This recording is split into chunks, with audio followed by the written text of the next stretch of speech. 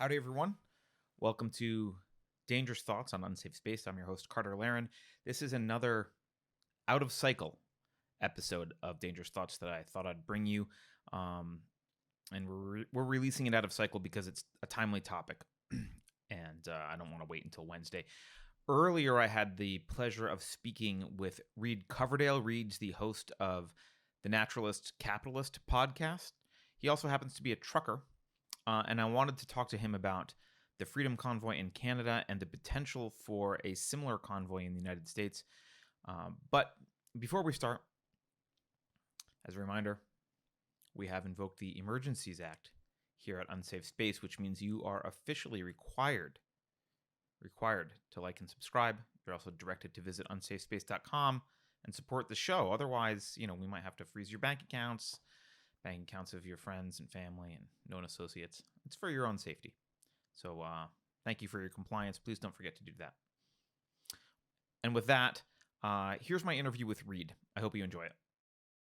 Well, thank you, Lee, for taking the time to talk with me today. Yeah, no problem. Thanks for having me on, man. So you're the host of the Naturalist Capitalist podcast, but you're also a trucker. Why don't you tell people a little bit about yourself? How long have you been a trucker? Give people a little bit of background.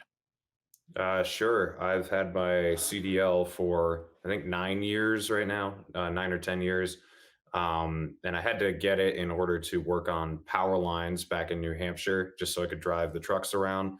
And when I was getting certified for doing that, I realized I really liked driving trucks a lot.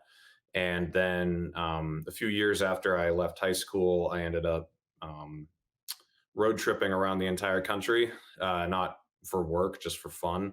And I realized I really liked doing that too. So then I figured, well, why don't I just get paid to travel? So I got a job moving heavy equipment.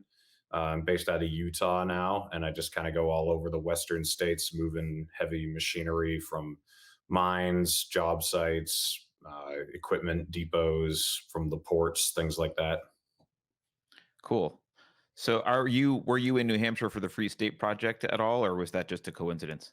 That's a coincidence, and I actually am moving back there this year. I'm moving back in a few months. I've been a libertarian for a while, but I was born and raised in New Hampshire, and frankly, the Free State Project wasn't that prevalent until the last 2 years, in my opinion. Yeah. I mean, I knew what it was while I lived there, but never heard of it really doing anything until the last couple of years. They've made a lot of big progress because of how insane everything's gotten. Yeah. I've only, I actually voted for Wyoming back in the day when they were voting on states. So I guess Oh, I'm a okay. traitor.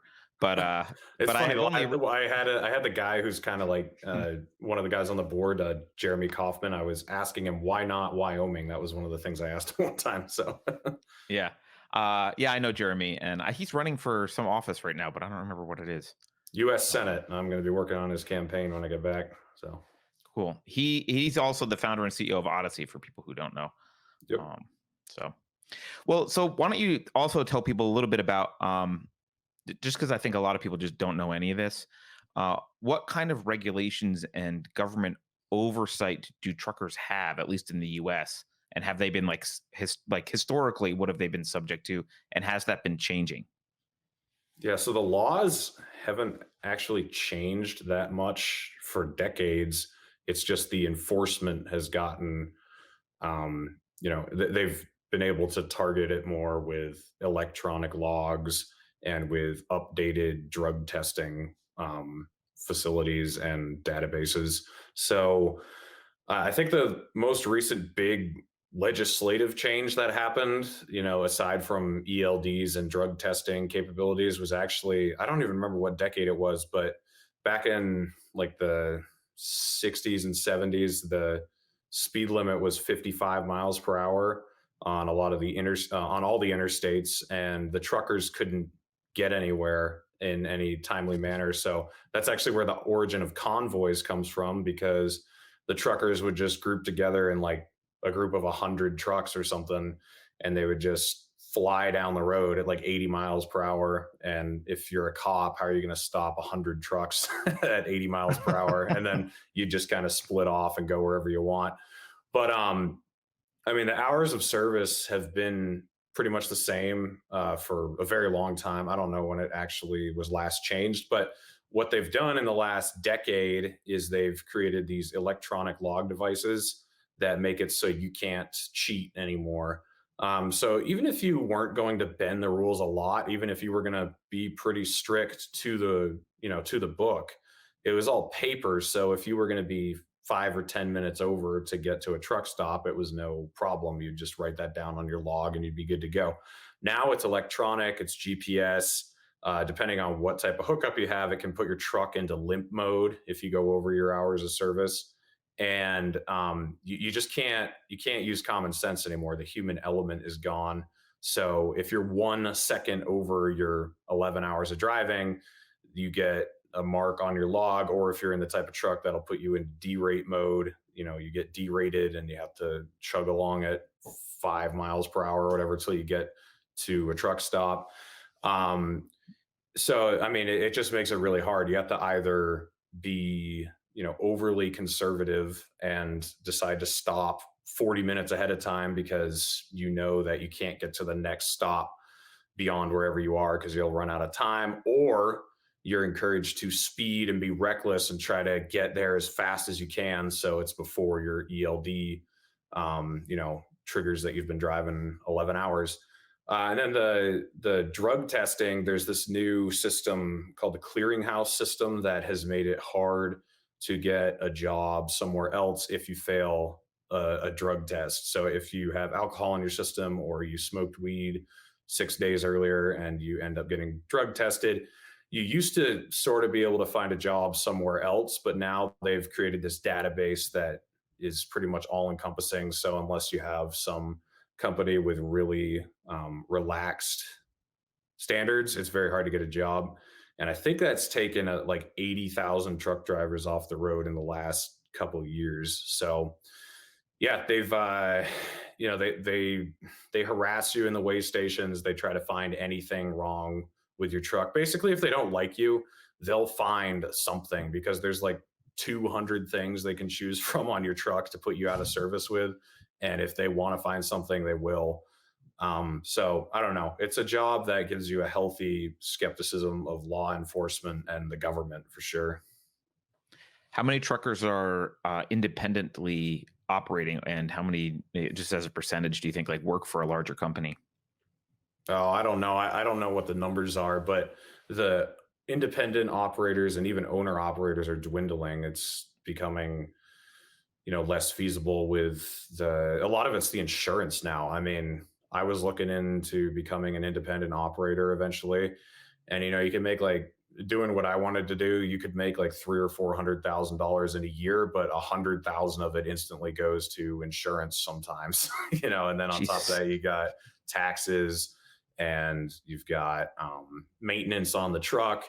And now with the newer trucks, they require more maintenance. The old trucks would go like 1.5 million miles with pretty minimal, upkeep. But now the sensors start dying and the DEF system has issues. And so it's just a huge hassle to keep up with it all. So it's just much easier to become a company driver like I am, just drive as an employee for the guy who pays for all the fuel. That's the other thing. Fuel is ridiculously expensive right now too, but he pays for the fuel, pays for the insurance, pays for the registration, the upkeep on all the equipment and everything. So I don't know what the numbers are off the top of my head, but it's definitely shifting much more to company drivers. All right, so let's get into Canada. um, Sure. I want to talk about why you think this is happening in Canada specifically. So just as a reminder to people, I think it was January 15th that Canada passed the mandate that you need to be vaccinated to get into the country, and I think a week later the U.S. Passed a similar rule. Why are we seeing this in Canadian? Why are we seeing the Canadian truck drivers having this convoy and protesting, and not U.S. truck drivers? Well, I'm sure we'll talk about it a little. It sounds like we might be having something happen here shortly. But as far as why it took off in Canada, first of all, Canada has been way more restrictive in general, not just with truck drivers, but with everything. I mean, in the United States, we've got 48 different states down here on the mainland that all have had drastically different approaches to COVID. So if you are in an area that's just been horrible, you can leave. You can go to Texas, you can go to New Hampshire, you can go to Florida, you can go to Utah, where I am. Things aren't bad here. Where in Canada, there's been no outlet. You can't, there's no free province project in Canada. They're all pretty universally approaching this the same way. And the restrictions have been crazy. It's been like Manhattan, just all over the country. They had, police checking your papers to make sure you had authorization to travel for work. They've had vaccine passports for taking a bus, taking a domestic flight, going to a restaurant, going to a movie theater. I mean, I'm not vaccinated at Wow. all, and I don't have a vaccine passport, obviously, and I haven't worn a mask in over a year, and and unless I'm on an airplane, and that has had very minimal effect on me. I think I've only been asked to leave one store in that entire time.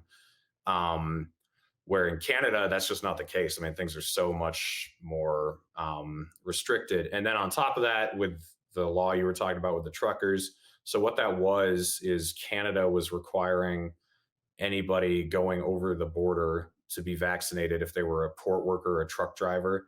And then the United States passed a law saying if you're a non United States resident crossing the border into the United States, then you need to be vaccinated.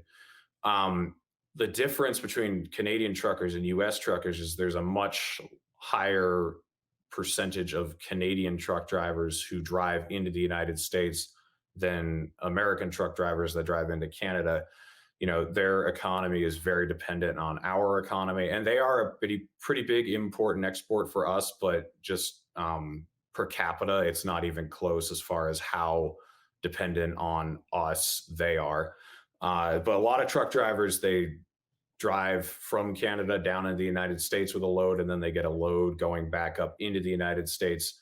Basically, if you're a trucker in the United States and you're not vaccinated, and they say, hey, you have to be vaccinated to go into Canada, you can pretty much choose, oh, well, I'm just not going to go into Canada then. I'm just going to do interstate driving. And then you still got 48 states, a huge amount of land mass.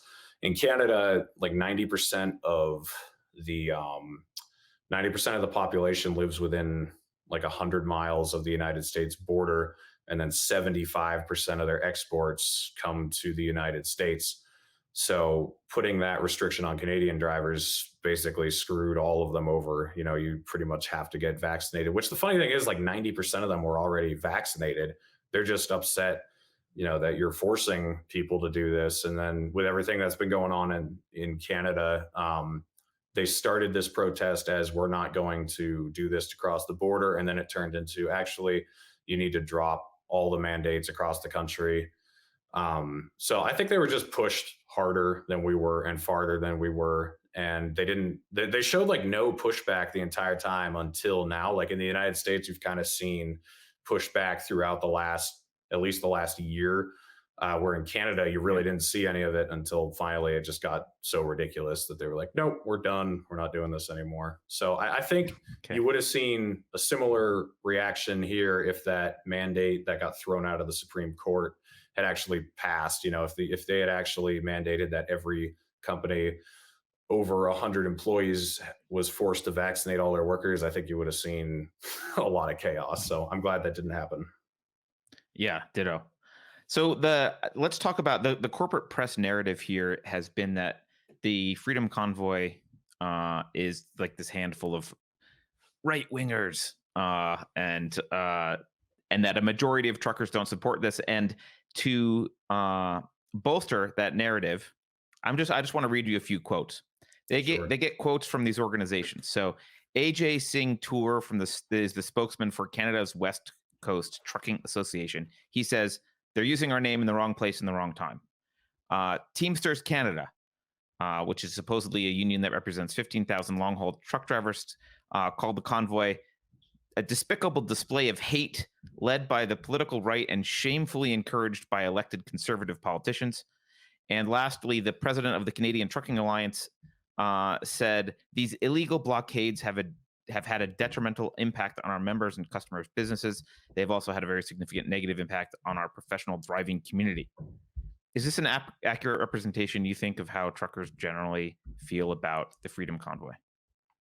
Not any truckers I know. I mean, everyone I talk to is pretty universally supportive of it.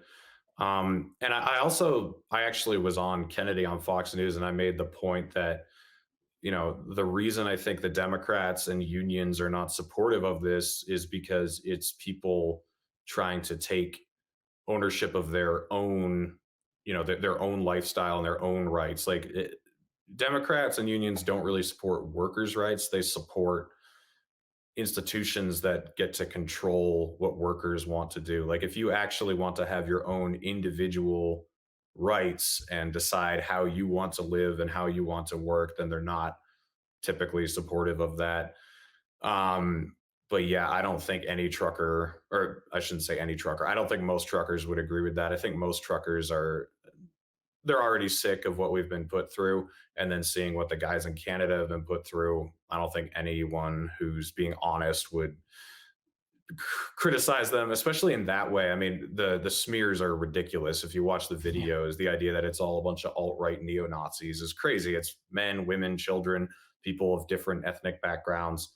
They're, setting up bouncy houses and dancing in the snow, flying Canadian flags. They found the one guy with a Confederate flag and, you know, plastered that all over. But I mean, even the point of that Confederate flag was the idea of secession. It's not some racist, message they're Right. trying to push with that. So I don't know. It's ridiculous. Yeah, I think I forget who you had on your show, but you had someone on your show explaining that the Quebecois nationalists have adopted the Confederate flag as their symbol just because they want to separate from Canada. It has nothing to do with even the U.S. Confederacy, really. Yeah, that was Gord So McGill. He's a Canadian, or he lives in the United States now, but he's from Canada and he's a truck driver. And yeah, I mean, I don't know. That's a whole different discussion about the Confederate flag. But yeah, they sure. definitely are pointing to the idea of secession, not slavery or, white supremacy or anything ridiculous like that. Yeah. Well, we've started to see. So there's a kind of an odd thing that's been happening. With you're seeing the provinces lift restrictions, whereas Trudeau is kind of gone the other way. And the most striking example of a province doing a 180 is, I don't know, have you been paying attention to the Ontario Premier Doug Ford and what his kind of 180 that he did on this? I haven't, honestly. What happened? That's right. I want to play a couple clips for you. I want to play, this is what he said basically like a little over a week ago. This is the Premier of Ontario. So let me be as clear as I can. There will be consequences for these actions, and they will be severe. We've already started by going after the money funding the illegal occupation.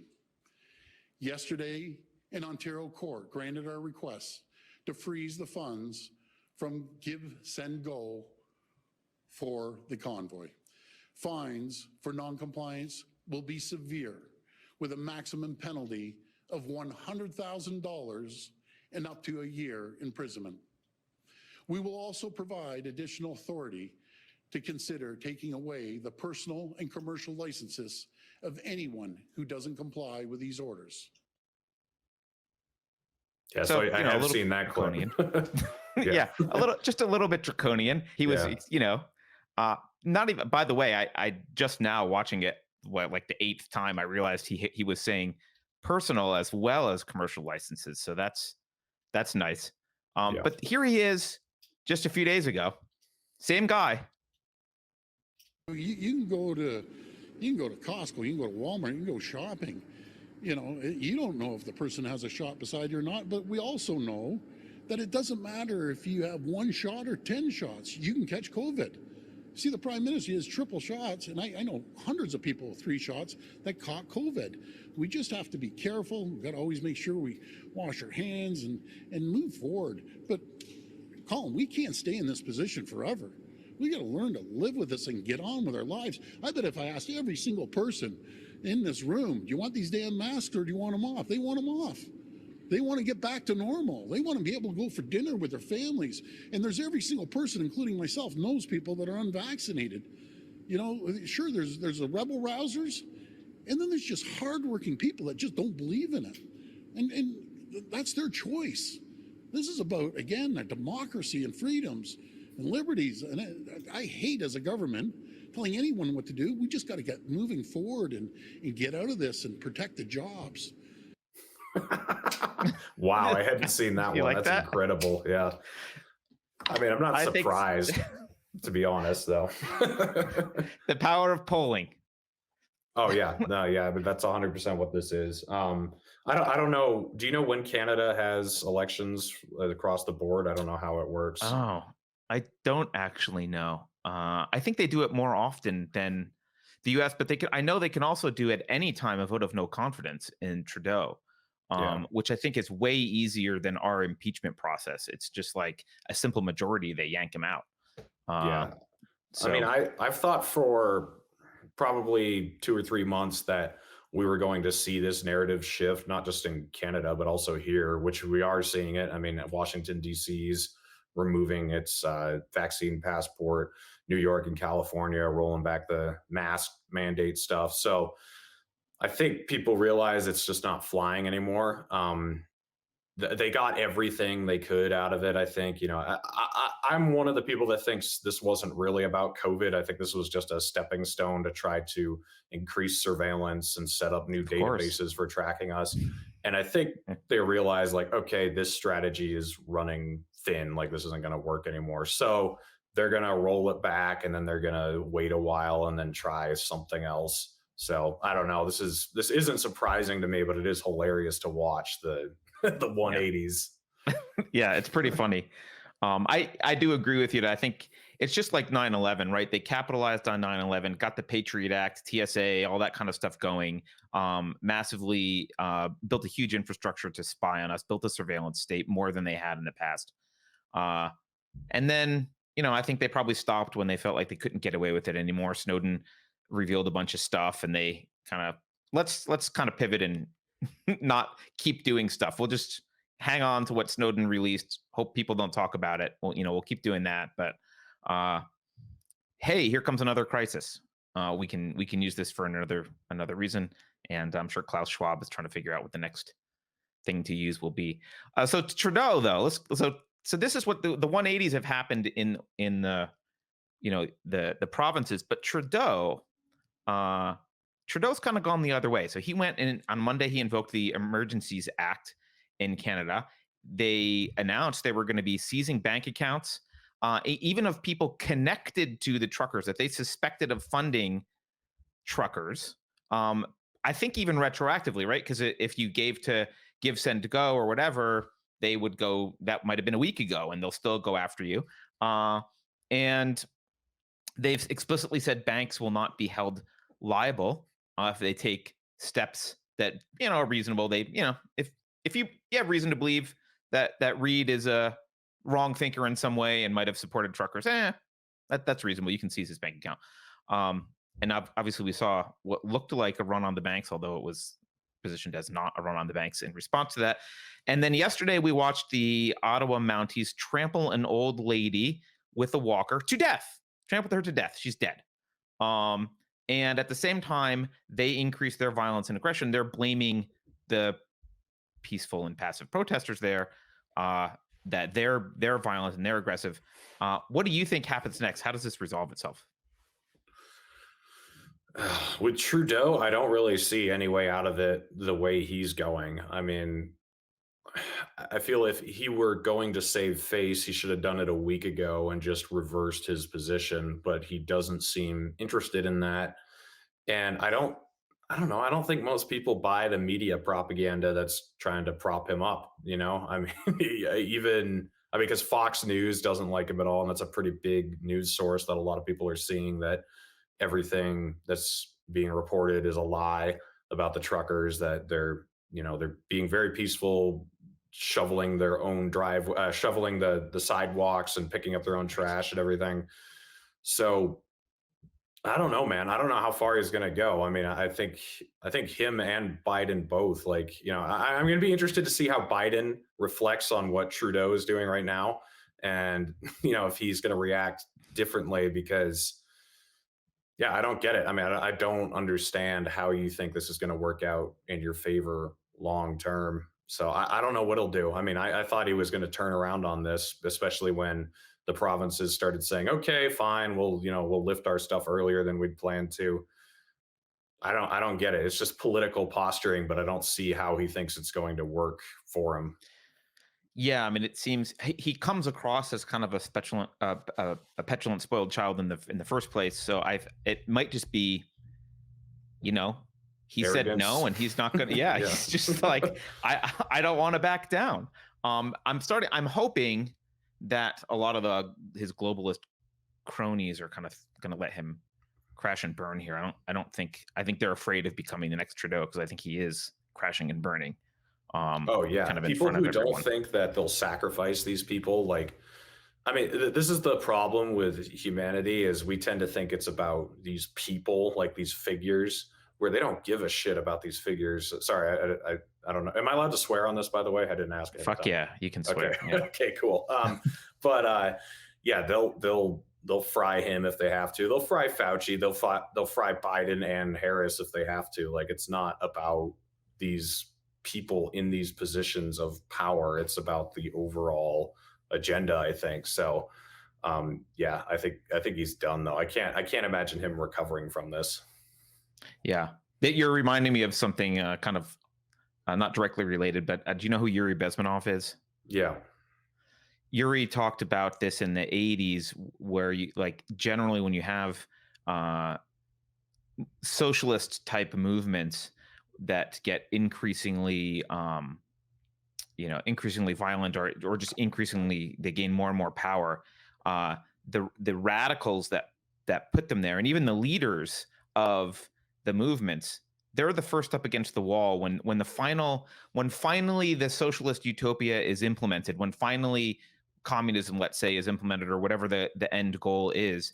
The thug that ends up in charge, one of the first thing that he does is get rid of all of the people who had power prior, and those are the people who actually helped bring about the revolution in the first place. So Right. I agree. Like none of these elites that we think are protected are actually protected um, from the beast. Or what's the JFK quote? They're riding the back of the tiger in some sense. Yeah, I mean, I'd say Um, that's the case with Jean-Luc Brunel. I think he was, I don't know if you've seen that yet, but like, I don't think they once anyone's caught, I think they'll fry them like that. They'll get rid of them so they can't bring everybody else down. yeah, Um, I don't know. I mean, there's a bigger goal in mind than just keeping several people, in charge of uh, state governments or whatever, and in right. places of prestige. Do you think so? The people on the right, especially in the last few years, we've seen the BLM protests and the Antifa stuff, and you've seen a lot of people on the right rush to the defense of the police and rushed, back the blue and that kind of stuff, and uh, and now they're seeing the police. This is my own bias, but they're seeing the police for what they are, which is agents of a government, jackbooted agents of a government willing to do whatever they're told to do, regardless of the morality of it.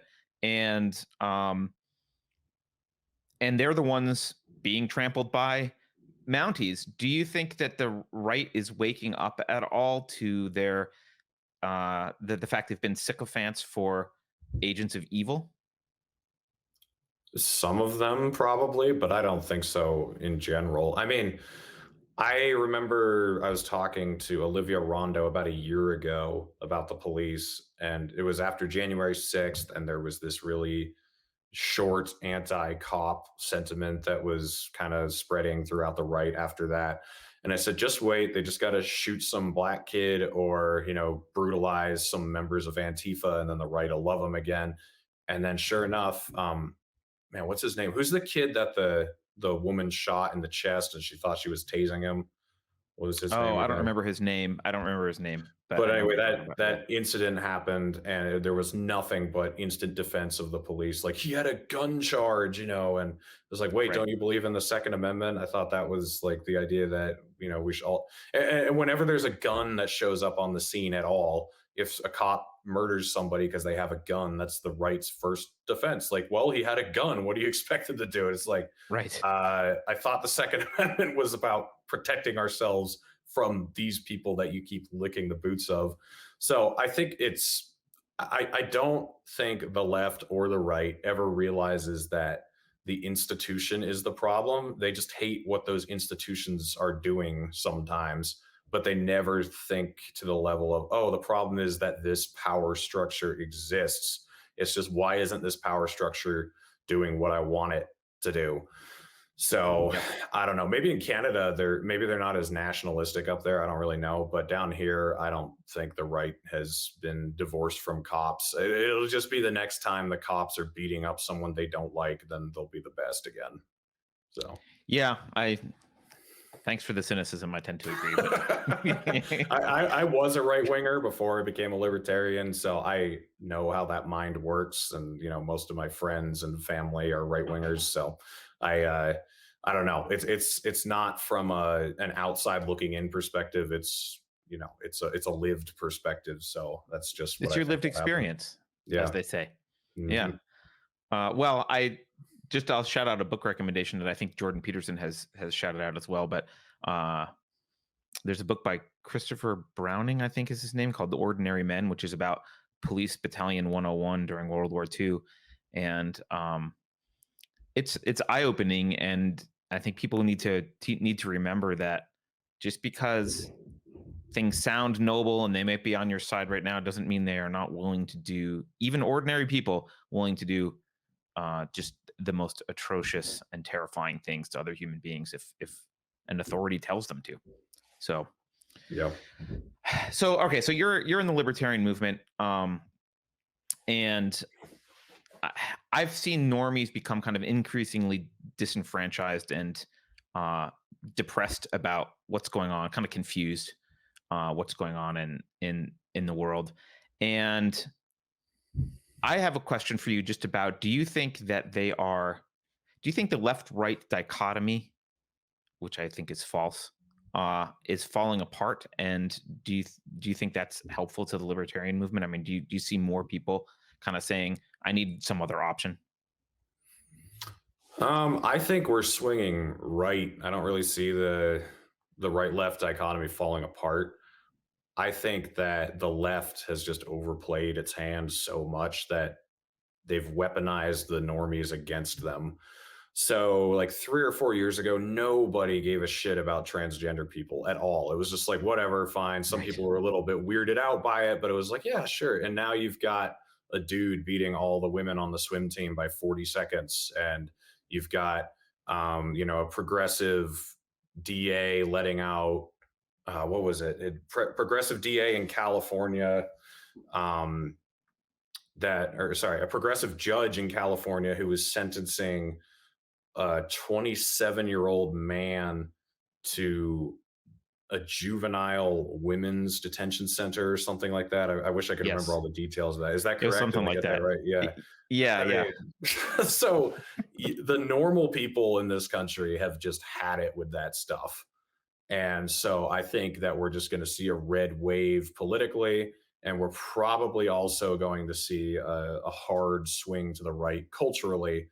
And I mean, like banning books and, like not allowing certain songs to be sung. And I can see that happening because I've already seen little rumblings of it. Like Charlie Kirk the other day was saying that Satanists shouldn't have First Amendment rights. I saw that. And Yep.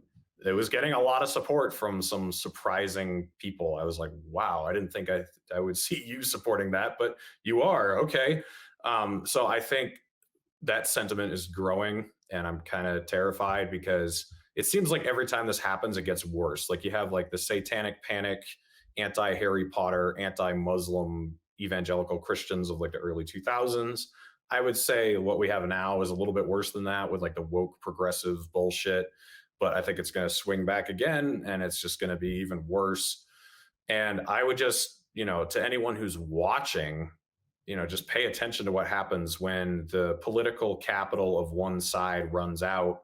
The establishment doesn't waste any time and it switches hands and goes to the other side. So in the early 2000s, with the Project for New American Century, the war in Iraq, the Patriot Act, the war in Afghanistan, um, that was pushed culturally by a lot of right-wing Christian conservatives who wanted to get rid of Harry Potter and cancel the Dixie Chicks and whatever. Like, it was that movement behind that, and who was benefiting from that? That was the big banks and weapons manufacturers, the military industrial complex, and intelligence agencies. Now, yeah, I mean, you see Raytheon putting out ads about how woke they are and how they accept everybody for who they are, whether they're transgender, non-binary, whatever. You see Bill Kristol saying that we can't leave Afghanistan because we need to protect women's rights over there. You see, the CIA putting out an ad for some black non-binary woman or something, that like she can Yep. feel fully representative of her own values working for the CIA or whatever. So you saw that happen. His values are represented by the CIA. I just what a horrible person. The idea that like Christian conservative values were what Project for New American Century or the war in Iraq really cared about, or that now it's about accepting transgender people or non-binary or whatever. It's just ridiculous. Like, these people just want to go blow up more people on the other side of the world to make more money, and they'll weaponize whatever religion, whatever culture, whatever whatever they can, they'll use it. And so I see them maybe taking advantage of the right again, because the right is going to be very easy to weaponize now because they're angry. Like, they lost their jobs, they've had their lives ruined, they've had their families torn apart by this crap. So, I would like them to take their anger out on Fauci and Biden and like the people in government power who should go to prison. But unfortunately, I think this is instead going to be weaponized against your left-wing neighbor who fell for this. And you're not going to care what they do to them because they just ruined your life by voting in these people and supporting these policies and, normalizing all this crap. So you're going to be fine if they're going to be like jailing journalists. Like, if you're a right winger and you hear that right now, like, we're going to lock up journalists. It's like, hell yeah, Don Lemon, Chris Cuomo. Like, I want to see all these people strung up or whatever. It's going to be very easy to take advantage of that sentiment.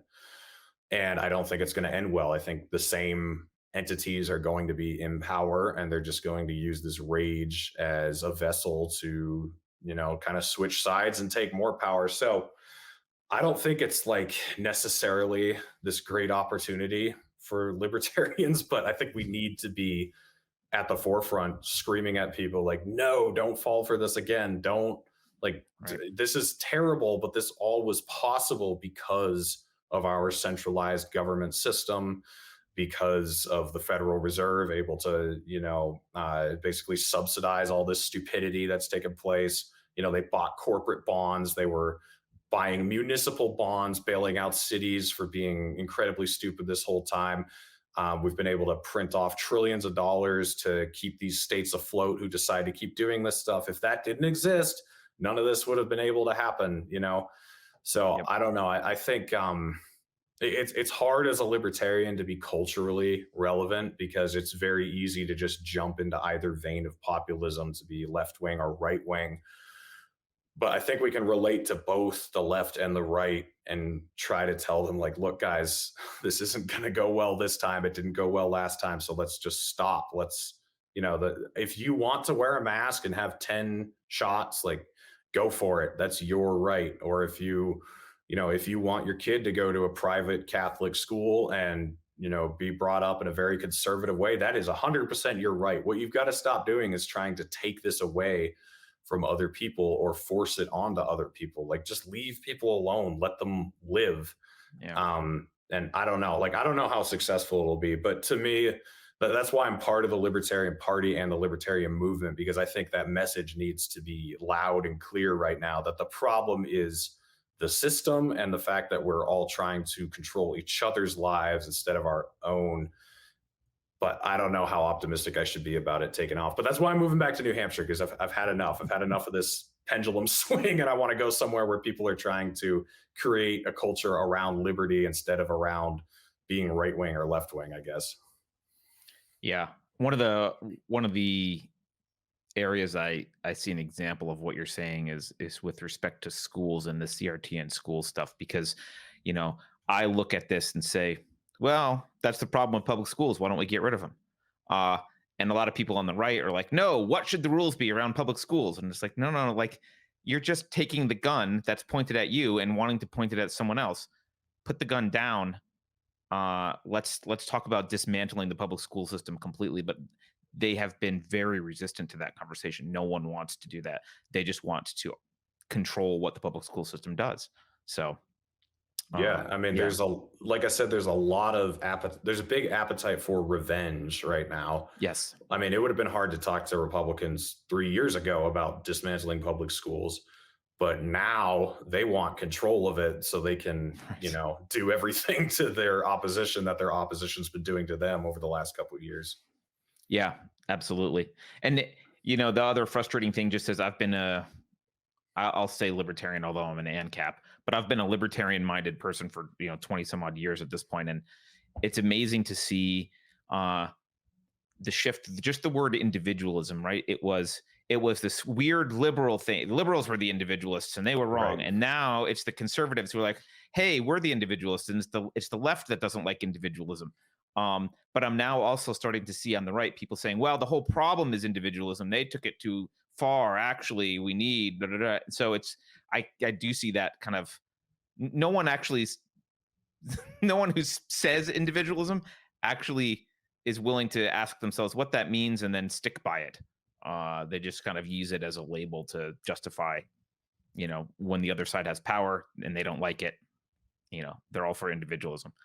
So, Yeah. okay, so let's talk about the U. I know you might not know much about it. I interviewed the organizers for, what's the name of it? Convoy to Save America, and I know there's a People's Convoy as well.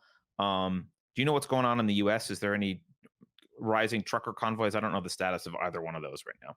I know one of them is going to start in Barstow, California on the 23rd, I think, and it's going to Washington, D.C., and going to get there sometime early in March. But that's really all I know. As a trucker, I can say that I don't hear anything about it in the truck stops or over the CB. It's not like it's this huge buzz. I mean, the only reason I know anything about it is because I have social media. And I've talked to other truckers and they don't know anything about it either. Someone just told me that one of them is coming through Salt Lake City. That's news to me. I got to look into that. Oh, But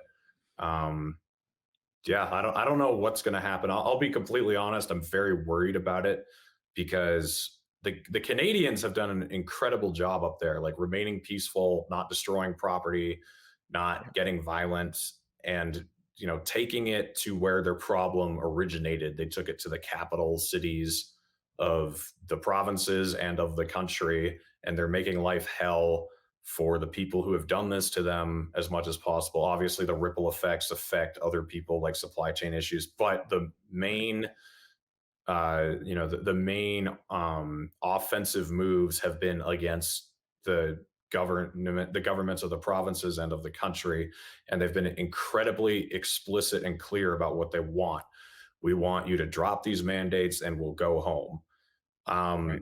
Where we historically have not been very good at any of those things. We haven't been targeted. We've been very easily tempted into violence and property destruction.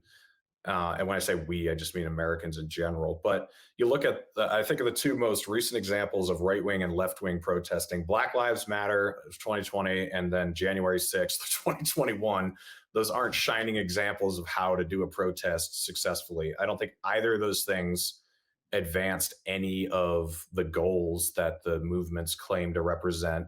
So we haven't seen any nationwide police reform after the BLM movement of 2020. They passed a couple or I don't even remember if Trump signed them, but they had a couple omnibus bills from the Republicans and Democrats that basically didn't do anything, didn't address qualified immunity, no knock raids, civil asset forfeiture, funding of the police from the federal government, militarization of the police, none of that. Like none of it was touched at all. And then nothing having to do with election fraud has really, taken place either, regardless of what you think about the 2020 election. I'm not one who even buys into the hard right version of it. I'm kind of in the middle somewhere, but like both of those protests just backfired. And in my opinion, both of those protests were egged on by some sort of law enforcement or federal involvement. Like if you go back and watch videos in 2020, there were these pallets of bricks that were just showing up in the Yes. middle of the streets all over the place. Like what the heck is that all about? And then the Ray Epps thing at the Capitol with January 6th. And in both instances, a ton of people got suckered into it and went for it. You had a lot of bricks thrown through windows. You cannot convince me that every person who threw a brick through a window or lit a building on fire in 2020 was a Fed. There were a lot of regular people out there who completely fell for it. And then the same on January 6th. Not everyone who went into the Capitol building was a Fed. I think that Ray Epps probably was, and there were probably some other people who were instigating things, trying to get people to do that. But a lot of regular people went along with it. So all that to say, like, I, whatever ends up happening here, I hope it's very targeted. I hope the goal is very obvious and very explicitly stated, and that it doesn't evolve into something like Occupy Wall Street.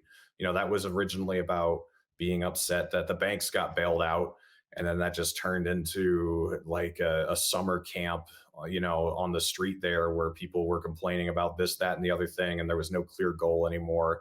Sort of like what happened with Black Lives Matter.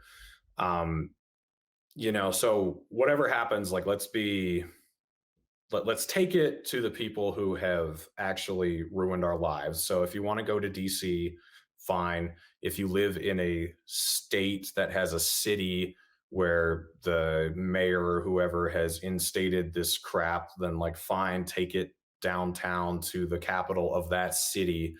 What I don't want to see is sudden protests all over the place in Arkansas, in Texas, in New Hampshire, in Utah, in places where none of this stuff exists anymore. Because what's your goal? If are you just there to show everyone you're angry, or do you actually want something to get done? Because in my opinion, the whole point of a protest is to exact results from that protest. It's not really about whether or not you feel justified, because there have been a lot of protests that you could argue were justified, or a lot of actions taken by individuals that you could argue were justified, but what was the repercussions of them?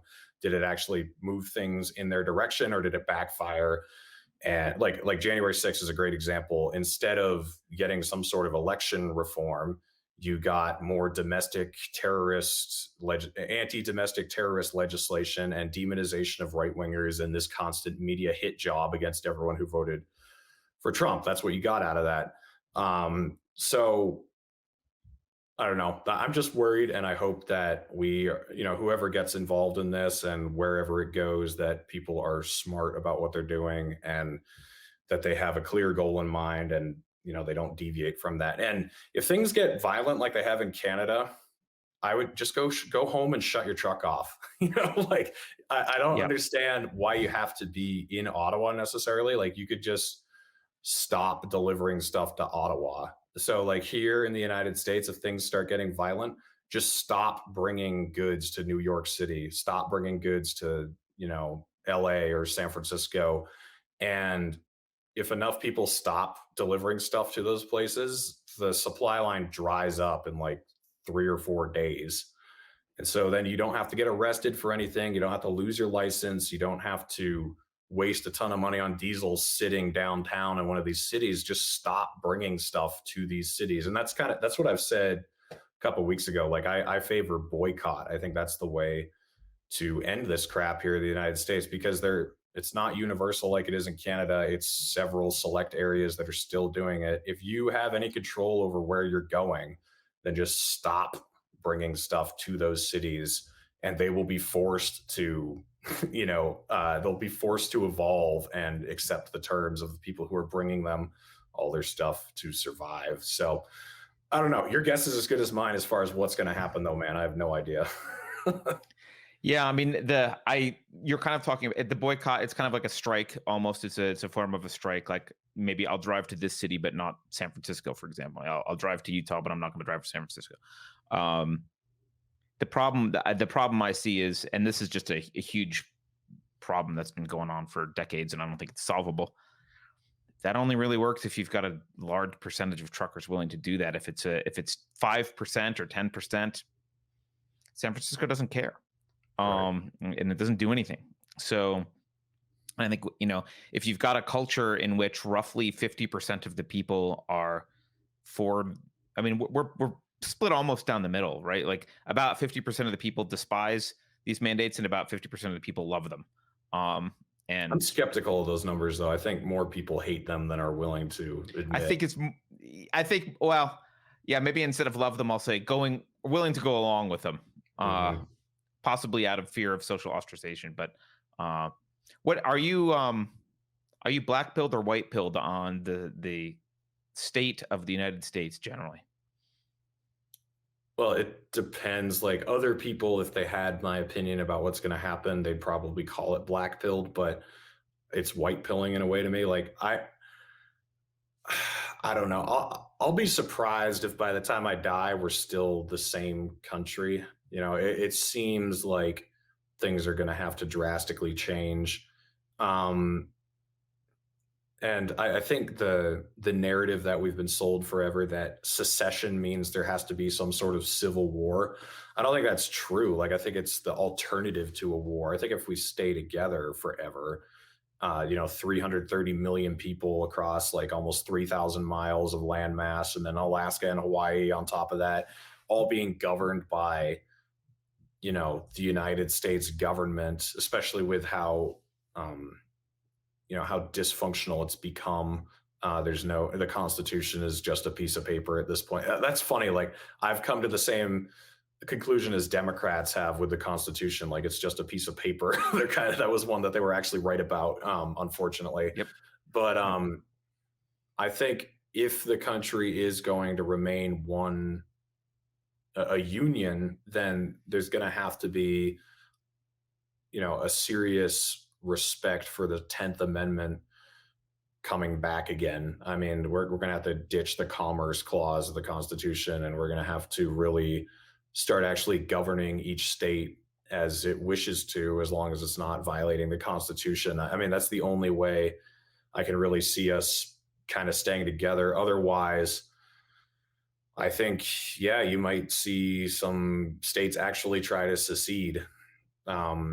But I think that's good because I kind of want this government to collapse. I mean, growing up, I always thought like, oh yeah, the United States has done some things wrong, but in general, like it's been a tool for good. And the more I've learned about history and the more I've learned about what's going on today, I've just realized that's not true. Like we haven't been, I mean, I don't think we've done everything wrong, but we've done a lot wrong. And there's just been this blind nationalism that has blinded us on all the horrible things that we've supported in history and still today. Uh, so I would like to see this empire collapse as peacefully as possible. So I don't want a war.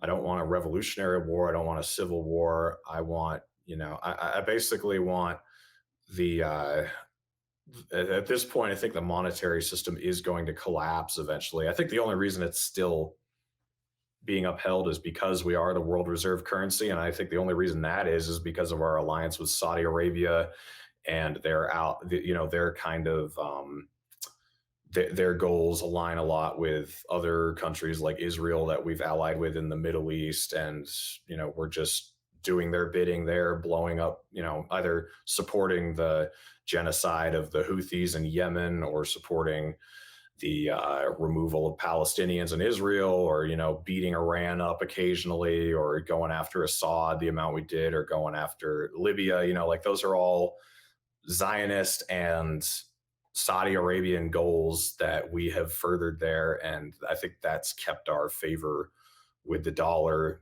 through the petrodollar, through OPEC, keeping it elevated as the world reserve currency. I think if that goes away and the warfare state finally crumbles, that the United States is going to be in a very different place economically. So I don't know. I'm just hoping it can happen in the most peaceful, least harmful way. And I think in the meantime, the way to do that is to try to get states to take their own power back, which is another reason I'm moving to New Hampshire. They seem to be the state that's most serious about that. And, there are Second Amendment sanctuary states. There are, you know, immigration sanctuary cities around the country. There are different areas where they're basically defying the federal government. And I want to see that happen on more and more levels as time goes on. I'd like to see the defend the guard legislation get adopted by different states. And, maybe eventually we'll have an income tax sanctuary state or something like that. So that's what I'm going to keep pushing for, because I do not want to have any more conflict in this country than we need. Yeah, well said. I mean, I think China and Russia are kind of letting us keep the petrodollar at the moment, and when they decide that they are going to more overtly collaborate for an alternate currency, I think that'll cause some problems. But yeah, I mean, I'm on the same page as you are in the sense that I like I like many of the foundational, and I would say the key foundational ideas behind the United States, like philosophically, individualism and the a priori rights existing, before government. But in our short history, I think the more we've become, our powers become centralized more and more, and as that power has become centralized, and as that Constitution has become more and more just a piece of paper, what the bad that we've done both at home and around the world has just increased over time. And to me, what really matters is, I don't care if the United States exists. I would like some kind of place with liberty to exist. Yeah. I don't care what it's called. I really don't care how big it is. I'd like it to be bigger than just, my house.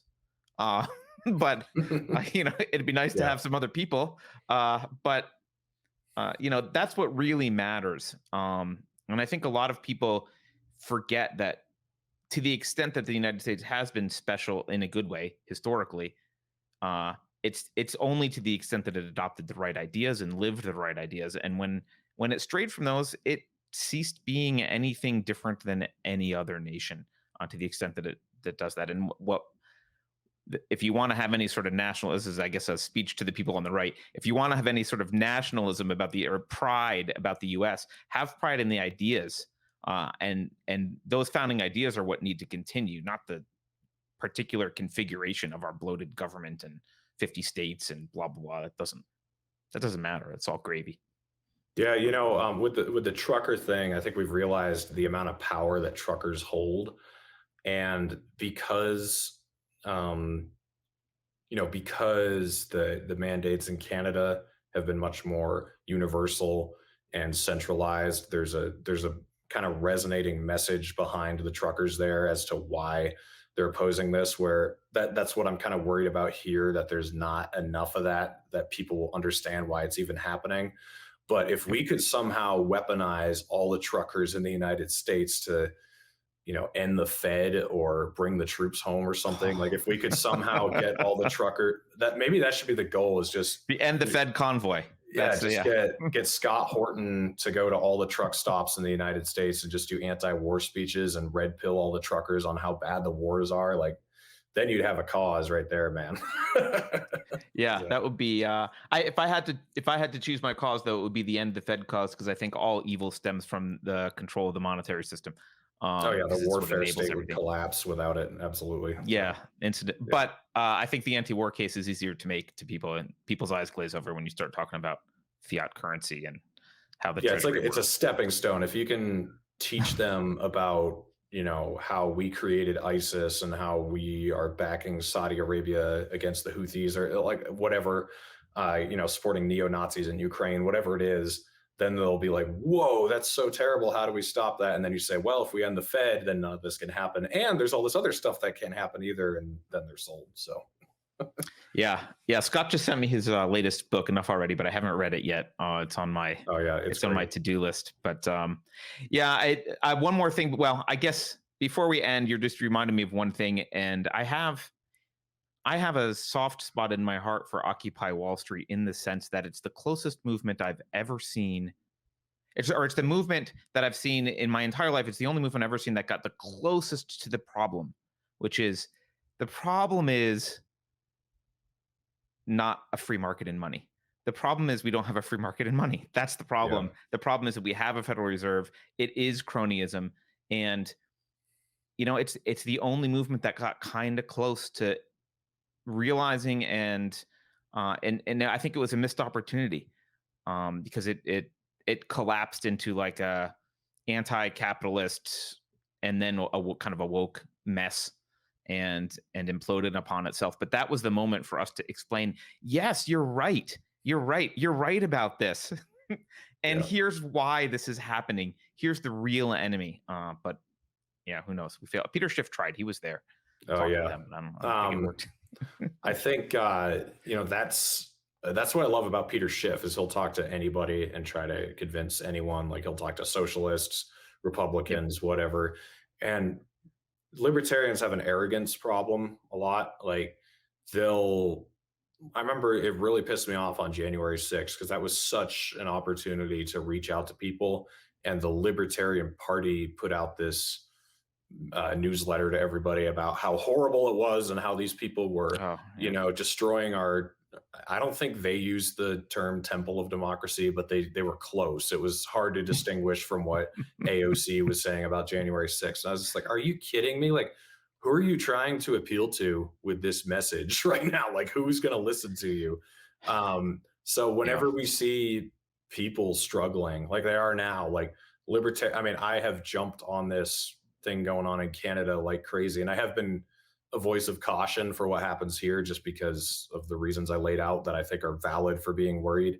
But like once this happens, I'm going to support the truckers all the way, like whatever happens. And I think, even with like the Black Lives Matter stuff that happened in 2020, there was a lot of stuff that was completely wrong about what they were doing. And I was condemning it, and I think everyone should have condemned it. But at the same time, that was a great time to jump on police brutality and the problems with our policing system. And I saw a lot of right-leaning libertarians who would just not talk to anyone from that side. They wouldn't try to relate to anyone who was upset about that.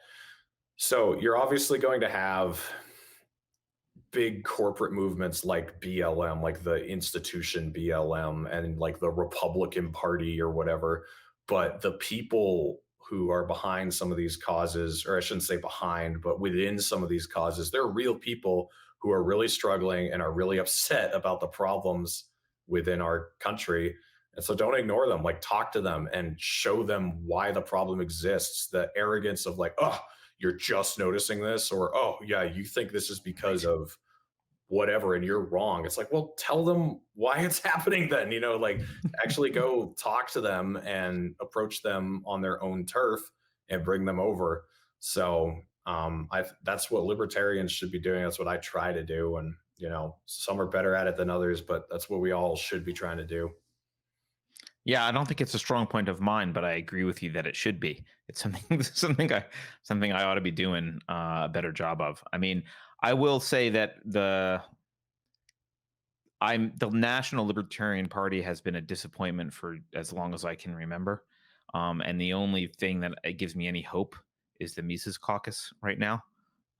So we'll see.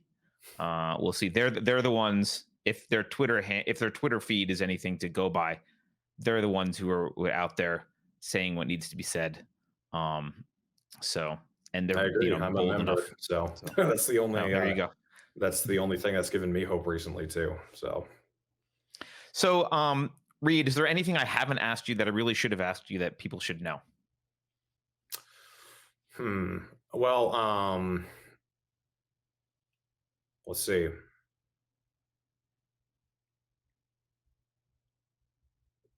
I would say that blue collar people understand a lot of systemic problems because they see it in their own workplace. They see management or engineers or whoever send them a blueprint of how something is supposed to work. And then in real life, they see it fall apart because they actually have to put the nuts and bolts together and raise the steel put the structure up, whatever it is. So blue collar people are the ones who I think are the most ready to hear this message, and seeing what's happened in Canada and then potentially happening here in the United States soon should be a strong sign that I'm correct about that, because you've got the truckers standing up against what's going on.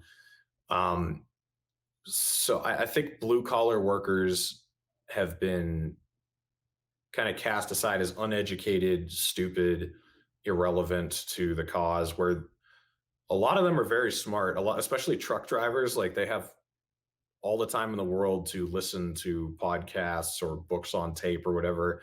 You'd be surprised how many truck drivers are very well read, and there are a lot of idiots too. Trust me, in the truck driving industry. But um, the blue collar people, I think, are done being ignored, and I think they're just as susceptible to the left right stuff we were talking about earlier too.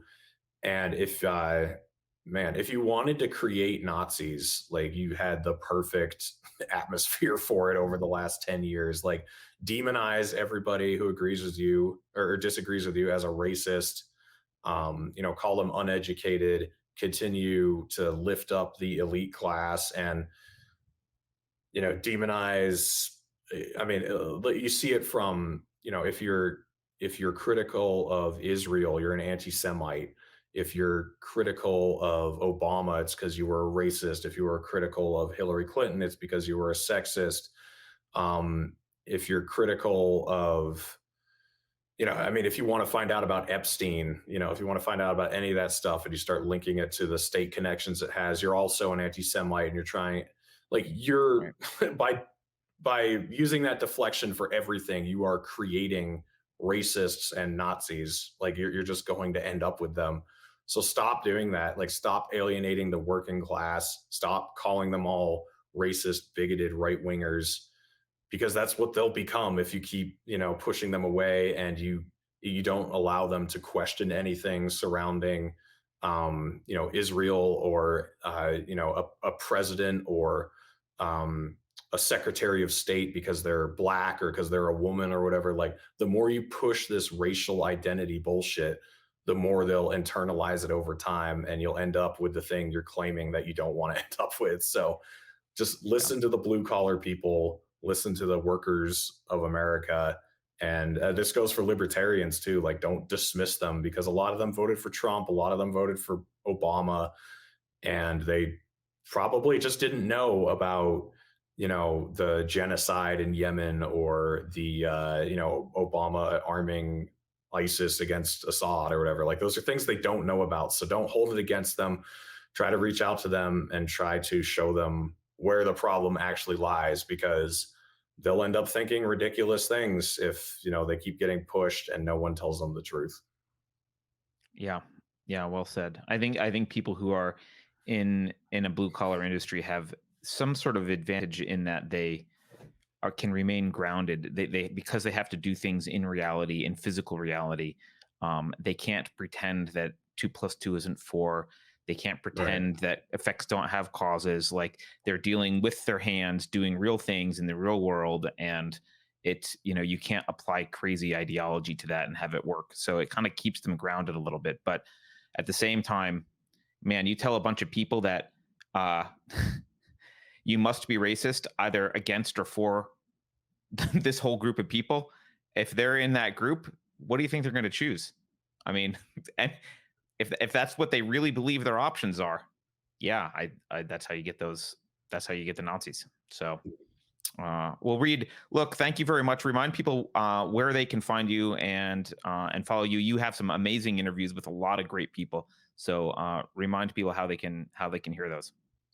Yeah, thanks for having me on again. I have a podcast called The Naturalist Capitalist, and you can find that on YouTube, Odyssey, Spotify, Apple Podcasts, and probably some new platforms coming up soon. But that's basically what I've got right now. And I am on Twitter as Reed Coverdale, and I'm also on Instagram as Reed Coverdale. I have a Facebook page. I don't use it much. It doesn't seem to get much traction, but I have a Naturalist Capitalist page on Facebook you can also follow. And then I'm also on Gab, Getter, Float, and Locals. So basically go to my, I'll have a website coming soon, but for now, just go to my Twitter page and find the link tree, and you can find every single place that I'm located. Awesome. Thanks. Well, I really appreciate your time, man. Yeah, absolutely, man. Anytime. All right, everyone. I hope you enjoyed that interview. Thank you for watching. As a reminder, the Emergencies Act is in effect here at Unsafe Space, so don't forget to go do your duty, subscribe to the channel, visit unsafespace.com to support the show. All financial supporters get to be part of our Discord community where you can argue with me, yell at me, post memes, do whatever you want to do. Also, don't forget to spread the word by sharing this episode or whatever other Unsafe Space content you like with your friends, colleagues, random people. As always, we do love topic suggestions, feedback, and that kind of thing. So please feel free to give me that as well. Have a good night.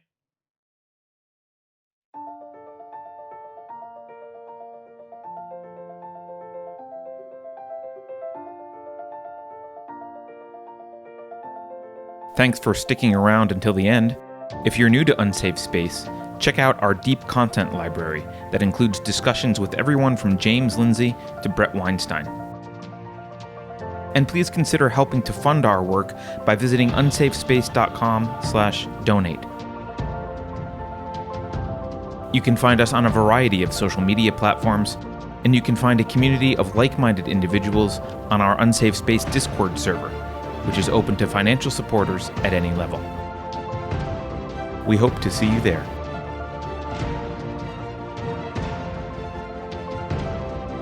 Warning. This is an unsafe space. Dangerous ideas have been detected. The content of this production has not been approved by Neil Young. Please consider canceling the responsible parties. Here's a list. Do you know what's fascist?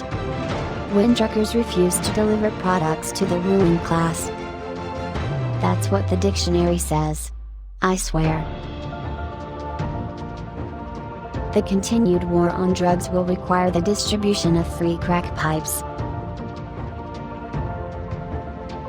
If you think about it, no one should be allowed to express opinions.